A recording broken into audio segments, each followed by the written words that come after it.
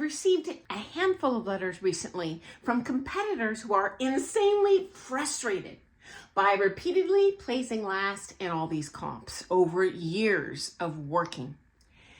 And I have a story for you today that might make you, if not feel better, at least know you are not alone in how you feel. And even dancers at the very elite levels who are benefiting from those politics hate those politics. They don't think it's right.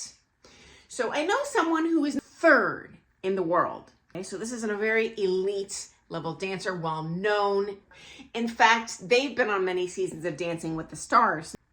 Anyway, for years they turned down Dancing with the Stars because they were actively competing, and they're like, I am an artist, I am a competitor, I'm a dancer, and this is a quote, I don't want to show up and babysit a bunch of stars. And honestly, truth be told, guys, when I was competing, I felt the same way. I was like, a prop to those pros for turning out, but I'm proud to not participate in that. Okay, so fast forward. He shows up to Blackpool. He goes into the comp knowing he's currently third in the world, has been for a long time, and he's like, you know what?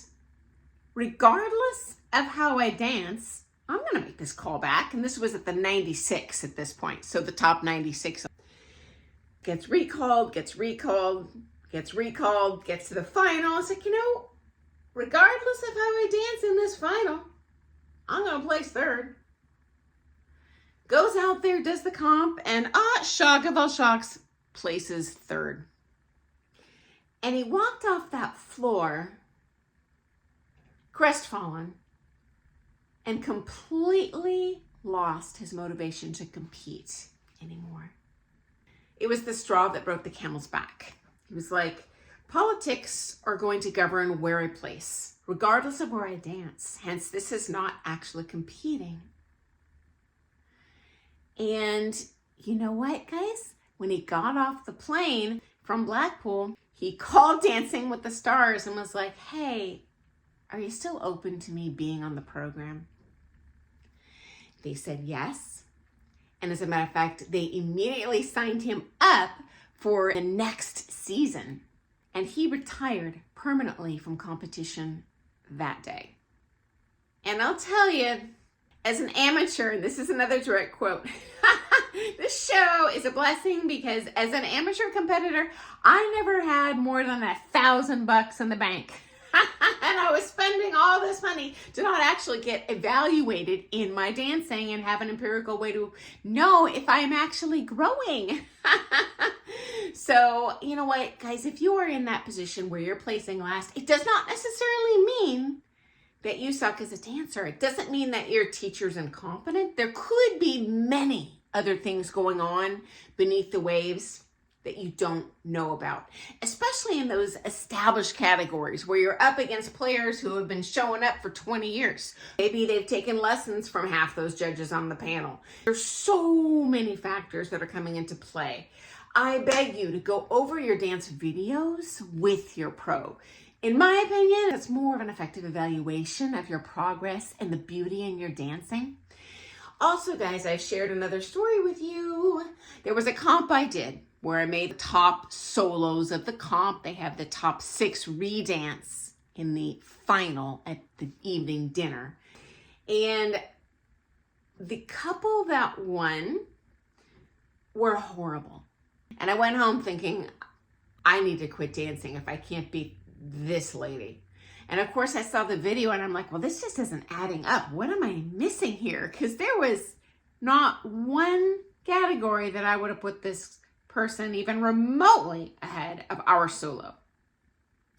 But I look back on that comp night and one of the judges, who the rules say they're not supposed to speak to the competitors, she just walked by our table. I was sitting at the back of the table facing the floor. And she grabbed my shoulder and she rubbed and she said something like, you did great. And then she kept going, which that's never happened to me before or since. And of course, in retrospect, I realized she knew what the shtick was.